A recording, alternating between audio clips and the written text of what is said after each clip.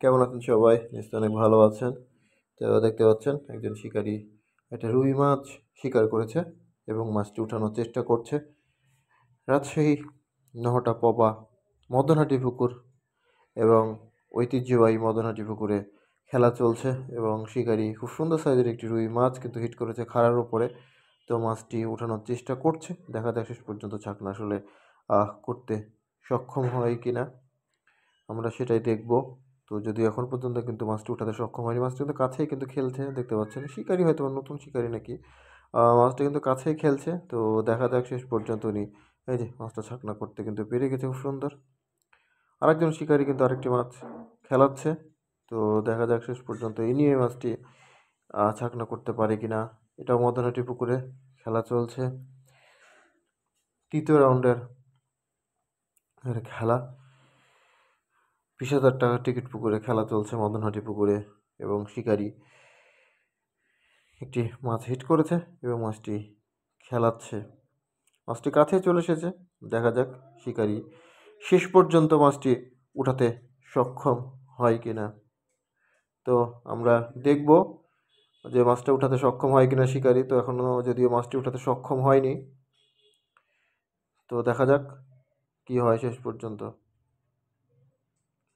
শিকারি খেলাচ্ছে মাছ, আসলে মাছটি শিকারি হয়তো বা নতুন নাকি আমি বুঝতে পারছি না, কারণ হচ্ছে শিকারি কিন্তু মাছটা অনেক আস্তে ধীরে সময় নিয়ে খেলাচ্ছে, কারণ মাছের সাইজ যতটুকু মনে হচ্ছে আসলে এত সময় নেওয়ার কথা না। বাট শিকারির ধৈর্য আছে বলতে হবে, যে ধৈর্য না থাকলে কখনোই কিন্তু এই মাছটা কিন্তু শিকারি আসলে এতক্ষণ সময় নেয় না। তো যারা দেখতেছেন অবশ্যই কিন্তু কমেন্টে জানাবেন যে আসলেই মাছ কি আসলে এত সময় লাগে, না উনি আসলে অনেক আস্তে ধীরে মাছটা খেলাচ্ছে। তো দেখতে পাচ্ছেন মাছটি ডানে বামে যাচ্ছে এবং শিকারি কিন্তু ঠিক সেইভাবে কিন্তু ডানে বামে যাচ্ছে।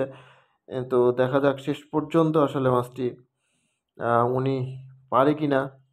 এখনও মাছটি কন্ট্রোলে নিয়ে আসতে সক্ষম হয় নাই। মদনহাটি পুকুরে 20,000 টাকা টিকিট পুকুরে খেলা চলছে এবং শিকারি একটি রুই মাছ হিট করেছে এবং মাছটি খেলাচ্ছে। আর খুব বেশি বড় না, 1 থেকে 1.5 কেজি সাইজের রুই মাছ হবে।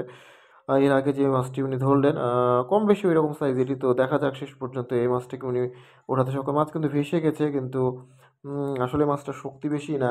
শিকারি আসলে অনেক সময় নিয়ে আসলে খেলাচ্ছে, সেটাই আসলে আমরা বোঝানোর দেখার চেষ্টা করছি এবং দেখা যাক শেষ পর্যন্ত উনি আস্তে ধীরেও যদি মাছটি উঠাতে সক্ষম হয় তাহলে কিন্তু অবশ্যই শিকারিরও ভালো লাগবে এবং আমাদেরও ভালো লাগবে।